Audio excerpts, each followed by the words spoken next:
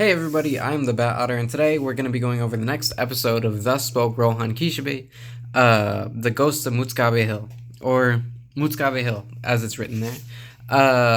Last time I did the confessional, broke that down, talked about how I really enjoyed it.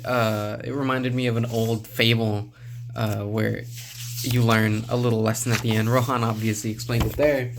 And that's kind of the trend with these these one-shot stories that Araki does. There's always the lesson that Rohan goes over at the end, so that way anybody who missed it along the way gets it before they leave. So Mutsukabe Hill, I've watched it a few times, I've read it a few times now.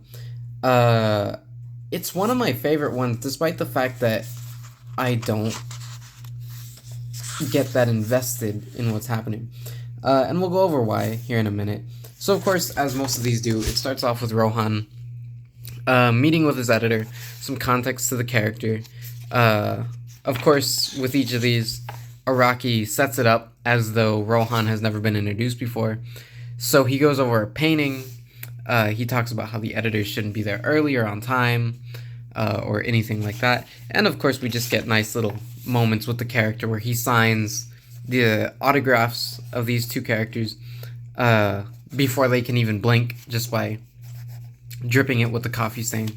He says any mangaka knows that they're never too busy to sign an autograph, right? Like I said, some cool little moments. Those are always the enjoyable ones. But it sets up the story where he bought a hill because he's asking for the advance on his payment for the one shot that he's supposed to do. Because he's going a little bit bankrupt. After all, he bought a hill.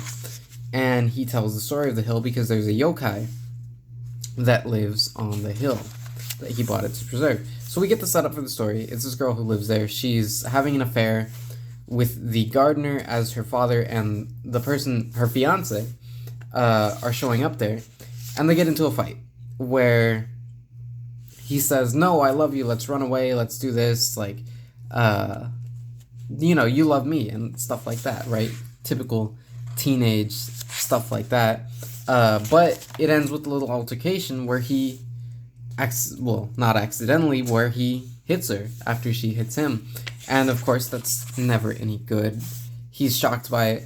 "I'm sorry," and she says, "Please, I'm sorry, like, I know what we are, but, you just have to go, right? It's like, go home, leave." But she hits him into a bunch of golf clubs, which sets up the premise for the rest of the story. And that is, he dies. He gets impaled by a golf club. Now, I don't know if that's actually possible, but it's one hell of a way to set up a story. And that's the whole premise. Her dad, her fiance are there, and she just killed her boyfriend, effectively, on a whim, like that, without thinking twice about it, just on a... Would you even call this a crime of passion? She just pushed him.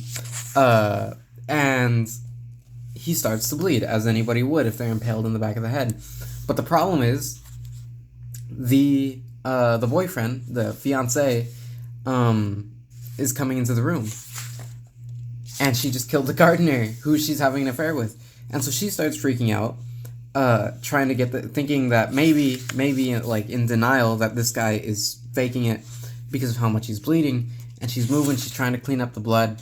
And it's just one disaster after another. She takes off her gown, starts trying to clean the blood up with it.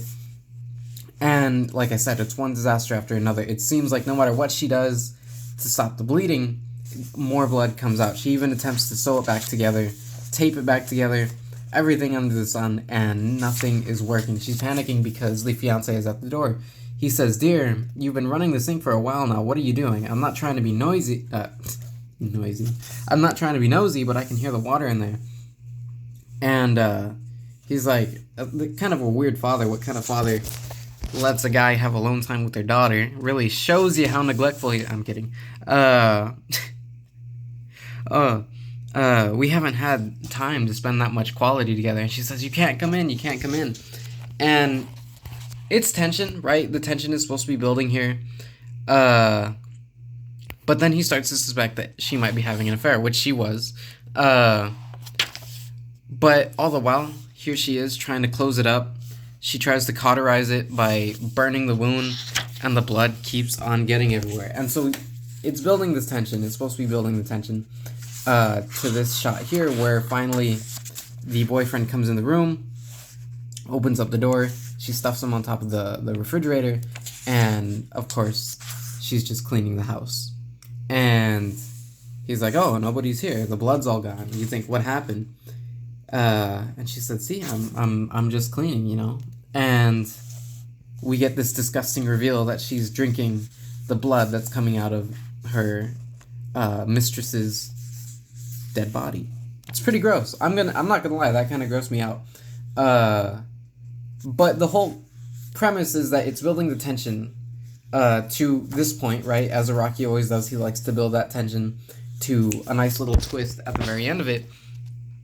But as she was panicking, as she was freaking out, that's kind of the horror aspect that it's going for. I just could never get invested in it. I couldn't feel the panic because I never really latch on to horror or anything like that, because I think the stakes are so almost mundane to me that there's no tension to be built, because in my head I think, oh, well, she killed somebody and she might get caught, and that's the entire tension. I'm used to, you know, action stories, right, where the tension is, oh, you might die, you might get tortured, you might get impaled, you might get this, you might get that.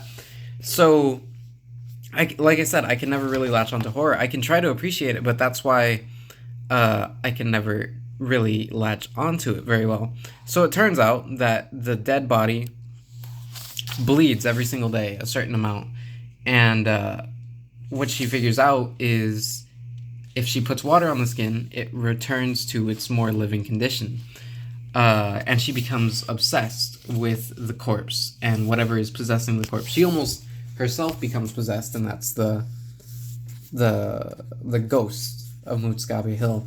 And Rohan, of course, being Rohan, he wants to go investigate it until he encounters the ghost. And this scene, even this one here, where it's a big kind of, you know, what's going on, to me, it just doesn't have the stakes. I don't feel it. He sees her daughter, and her daughter's like, you're the infamous mangaka, Rohan Kishibe. She runs away, trips, and dies on a rock. It's like I said, I laugh more than I panic, so it really takes me out of the stories, and I'm sure that's just my messed up head, but yeah, she runs away, she trips, and she's dead because she lands on a rock, and Rohan is like, what happened?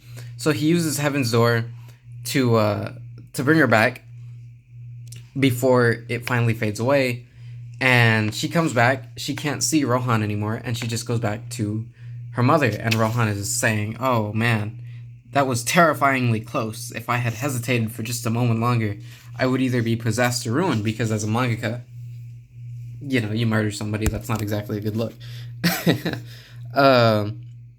So he says, the spirit of Mutsukabe Hill, that's what I'll call it. How long has it dwelled there? For a very long time, perhaps hundreds, sorry, perhaps hundreds of years, perhaps thousands. He says it dies in front of him, and that's the creature's moment of happiness. It latches to the humans, and it makes the human take care of it almost as if it's a parasite. And we can see here that her kids were disturbingly had with the corpse, and so that spreads the ghost, the spirit, the yokai onto the next to die in front of somebody, and they become obsessed with taking care of them. And it's that freaky thing where she's happy, presumably the fiance or the husband is happy, but it's this gross undertone that it's all from this spirit, right?